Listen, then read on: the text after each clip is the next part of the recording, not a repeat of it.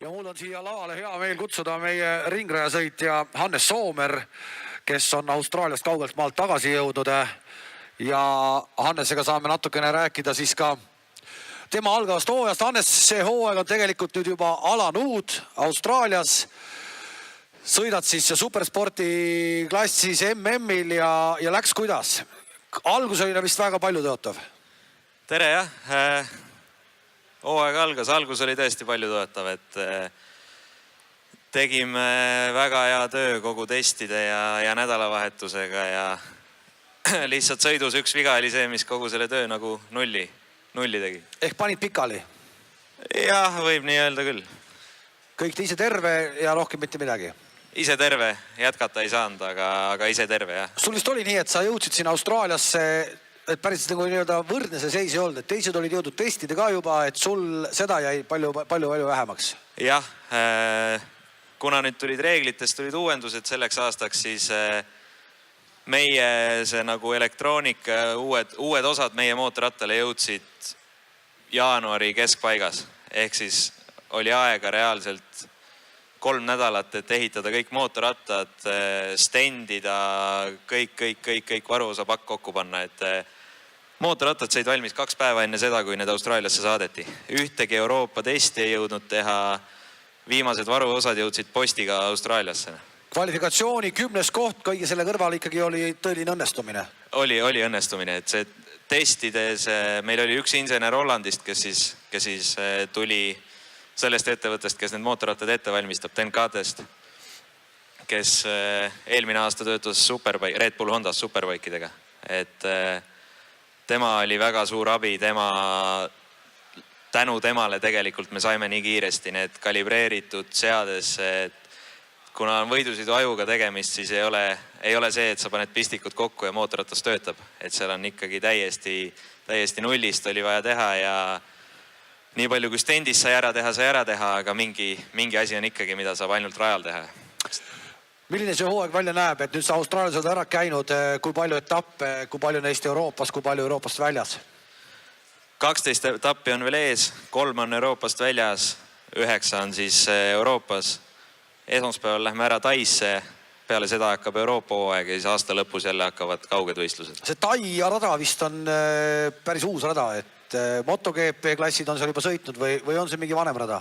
MotoGP-l oli esimene sõit eelmine aasta. Just, et see on ikkagi tutvusrada, et sinu jaoks on see uus maailm. Ei ole, Superbike on kauem käinud. Superbike on käinud seal 3 aastat äkki. Mina olin eelmine aasta ka. Ja ta on suhteliselt siuke lihtne rada. Aga olles ikkagi väga palju Tais käinud, see temperatuur, niiskus, kõik see seal, kui äge see on ühe sõitja jaoks? No jutumärkides äge. Lubab 39 kraadi iga päev. Et kui sa oled 18 ringi ära sõitnud, hinganud endale kiivrisse, siis see õhk on väga kuum, mida sa hingad. Ja isegi kui sa paned pidurdusmaadel peaklaasi tagant välja, tavaliselt Euroopas, kus iganes normaalne ilm on, see tuleb värsket õhku. Seal seda värsket õhku ei tule. Seal ei olegi värsket õhku. Lähed esmaspäeval, lähen ära, järgmine kord, kui värsket õhku tunnen, on siis, kui tagasi tulen nädala pärast. Et see on karm, see kindlasti vajab harjumist, aga peab saunas käima enne. No vormelimehed räägivad, et kui nad Malaisias sõitsid ja nii edasi, et nad ikka kilosid sõiduga kaotsid. Eks siklimeestel on ka see kaalule päris hästi mõjub. Hästi, aga eks see võtab jõudu ka ära. Et on, ma arvan, neid ka, kes kokku kukuvad seal peale sõitu. Et külmavee basseinid on kõigil bokside taga ja kohe jää vanni peale võidusõitu. Sul on uus meeskonnakaaslane ka, et kes ta on ja kui suur teil omavahel meeskonnasisene konkurents on? Hollandi võidusõitja, Jamie Van Sikkelerus. Me oleme sõitnud tegelikult mõned aastad enne ka juba koos ühes sarjas. Mitte ühes meeskonnas, aga ühes sarjas. Euroopa Junior Cupi sõitsime koos ja ta on me saame hästi läbi. Et võib-olla kui me hakkame nüüd koos sõitma ühes tiimis? Ühes tiimis küll, aga praegu ta on veel minust sekund aeglasem. Kui me hakkame sõitma nii, et tema jõuab mulle järgi võib-olla siis see suhe läheb nagu keerulisemaks. Praegu me saame väga hästi läbi. No sekund ring on ikka päris palju, et... On palju, aga jah. Räägi, kui sa ütlesid, et ainult 3 on Euroopast väljas, ülejäänud etapid on Euroopas, kust me võiksime oodata nagu tõesti korda läinud tulemust, et millised need sinu lemmikrajad on, igal sõitjal need kahtlemata on olemas?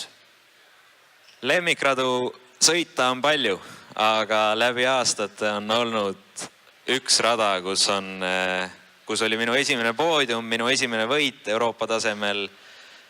Isegi kui kõik on täiesti tuksis, tuleb see ikka enam-vähem välja, on Assen. Assen ja Assenisse korraldata tegelikult ka ju fännireisi, et kes tahavad minna Assenisse vaatama, peaksid sinu Facebooki lehelt vist võtma mingi info ja tehakse kõik ette taha ära. Tehakse ette taha ära, viiakse kohale, lennutatakse, sõidutatakse, viin ka siis oma boksi ja näitan, kus ma istun ja kus mu kiiver seisab ja mida me seal üldse teeme. Ja lennutatakse isegi koju tagasi, ei jäeta Hollandisse. Ei jäeta isegi Hollandisse, nii et ka see luksus on veel olemas. Siin on tundub, et on ka sinu fännid esitanud küsimusi ja mul on hea meel edasi ette lugeda neist mõni. Mis on sinu arvates kõige suurem enesekaitse instinkt, mis segab rattaga sõitmist ja kuidas sellest üle saada? Ehk see hirm. On sul selline asi olemas, kus sa järsku nii-öelda ikkagi ei keera peale, vaid keerad maha? Seda õpetas mulle minu isa üsna minu sõitmise alguses, et see, kes ei karda, on loll. Kartma peab, lihtsalt selle hirmuga tuleb nagu, siis see hirm peab seal olema. Igal juhul pead, siis kui sa üldse ei karda, siis sul mõistus ei tööta, sa lihtsalt riskid üle. Et eriti ringrajasõidus on väga palju võimalik teha nagu mõistusega ja riskida seal, kus on riskida mõtet. Kui sa riskid esimese käigu kurvis, sa võidad sealt mõne kümnendiku. Riskid seal, kus on mõtet riskida, võid sa palju vähem riski võtta ja võita palju rohkem. Ehk see on ikkagi nii-öelda rada peab olema sul absoluutselt lahti kirjutatud, kus, mis ja kuidas. Jah, mida rohkem sul on kogemus, seda rohkem sa saad teha ka tunde pealt. Nii, Juhan Tuhk küsib, kas tervisekontrollid, viimasel ajal väga populaarne teema, ja üldfüüsilise treeningplaanid on su enda mure või aitab meeskond ka? Põhiliselt on enda mure.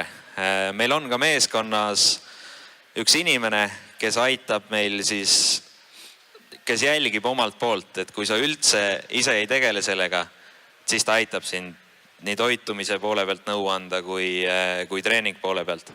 Ja kes aitab ka siis toitumist korraldada võistlusnädalavahetuse jooksul.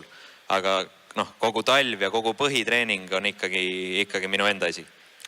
Oma peaga on seda kahtlemata keeruline teha. On sul mõni abiline treener, kes sind aitab?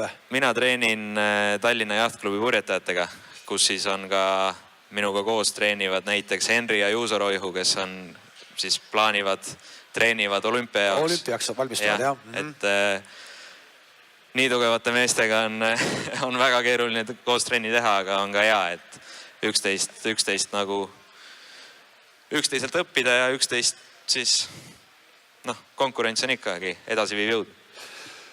Vaatame veel, kui suur, me korra rääkisime sellest, aga süke küsimus on ka tehtud või küsitud, kui suur pluss või miinus on sinu jaoks sinu kaal, et see tulebki hetkel selle üldfüüsilisega ka välja. Oled oma klassi sõitjatest vist mõne võrra raskem vähemalt, kuigi ma ei tea, palju sa kaalud üldse? 76. 76, see pole ju mingi eriline kaal, aga on kergemaid mehi? On kergemaid mehi, aga Klusel näiteks. Kluselli säär on peenem kui minu käsi, on ju. Sinna mul ei ole mõtet sinna isegi püüda. Mina pean sõitma oma kaaluga. Ma pean kasutama oma kaalu, ma pean kasutama selle häid omadusi ja võimalikult vähe kaotama halbadel. Et kindlasti üks pluss on see, et mootorratta siis käsitlemine, mootorratta ma saan kasutada selliseid seadeid, millega 60-kilone kutt ei suuda sõita. Ja osas kohtades on see, kus mina saan võita. Kindlasti mäest üles sirge peal ma mingil määral kaotan, aga on kohti... Need kohad, kus ikkagi võita korralikult annab, seal ma võidan. Seal sa võidad, et see on seal pluss. Jah, ja kui minna superbike'i, tuleb võit, on minu võidukohad suuremad ja kaotuse kohad väiksemad. Nii et sa väga mures ei ole, et sa nagu ei tee väga spetsiaalselt trenni, et... Ma teen trenni, ma teen ikka trenni. See on füüsis, aga mitte nii, et sa võtaksid rasvaprotsenti kogu meeletult väiksemaks. tegeleme ka sellega, aga sellega ei ole mõtet lolliks minna. Sellega ei ole mõtet minna nagu täiesti, kõik muu ära unustada. Ikkagi peab olema, tervislik peab olema ja peab olema mõistus ka korras. Et kui keskendud ainult sellele viimasele grammile, siis tähtsad asjad ununevad ära. Assenist rääkisid, Assen on see nii-öelda lemmikrada, lemmikkoht, kus tahad paugutada. Hooaja lõpuks, kui sul see teine hooaeg nüüd selja taha saab, millise kohaga sa rahul oleksid, kui sa kogu sarja vaatad, kui sa vaatad kõiki neid sõitjaid, et mis see koht võiks olla?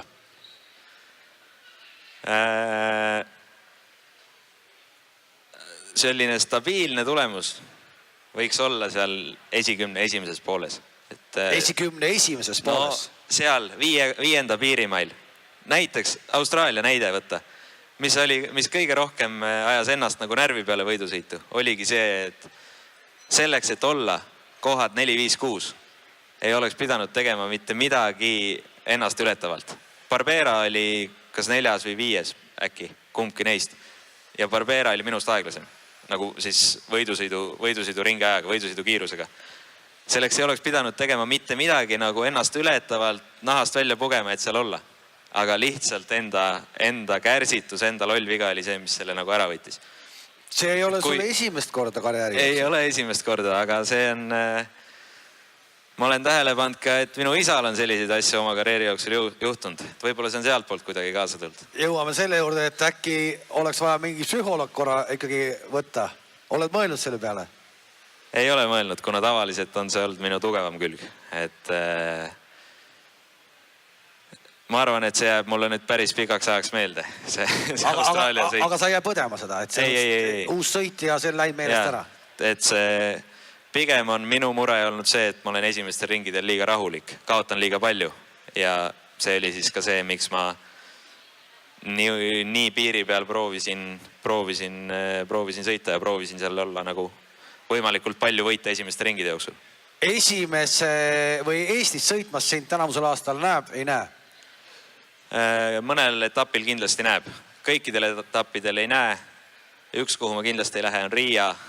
Mingid etapid kattuvad Pärnus ka. Et suurel võidusõidul tahan kindlasti osaleda. See on üks suur üritus ja vaatab, kui jõuab äkki mõne veel. Rinka tulevik Eestis sinu selja taga, milline on? Kindlasti on tulevikul või nagu olud areneda on oluliselt paremad, kui need olid siis, kui mina alustasin. Meie alustasime Saksamaalt. Mina olin 8-aastane, kui minul oli esimene hooaeg Saksamaal. Me pidime kohe minema välja. Praegu on see töö, mis Marko teeb lastega, Vihur Moto, see on kulla hinnaga. Ja neid nagu võimalusi tuleb kindlasti ära kasutada. Mida rohkem on lapsi, seda rohkem arenetakse. Et kahekesi areneda on võimatu. Kui sul on 10 inimest, 10 last, 10 noort, 10 sõitjat, mis iganes, siis on igaühelt õpid midagi, kogu aeg minnakse kiiremaks. Ja kindlasti, kui tahta jõuda maailma tasemele, tuleb võimalikult vara minna välja ja minna Euroopa poole. Mitte lähedale, mitte Soome, mitte Rootsi. Minna sinna, kus on võidusid tavaline asi. Kus ei ole see, et me vaatame telekast ja mõtleme, mida nemad teevad. See on riike, ongi Inglismaa, Saksamaa, Hispaania, kus on täiesti tavaline, nagu meil on suusatamine.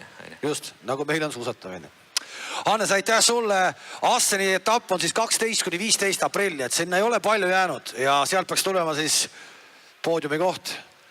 No, eeldus. No, tuleb sihtida. Tuleb sihtida ja kes siis tahavad Hannesele kaaselema minna, siis võtke ühendust Hannesega läbi Facebooki ja saate koha peale minna vaatama ja Hannes teeb teile seal korralikud eksklusioonid ka. Jah. Aitäh sulle ja edu sulle terveks hooajaks. Aitäh.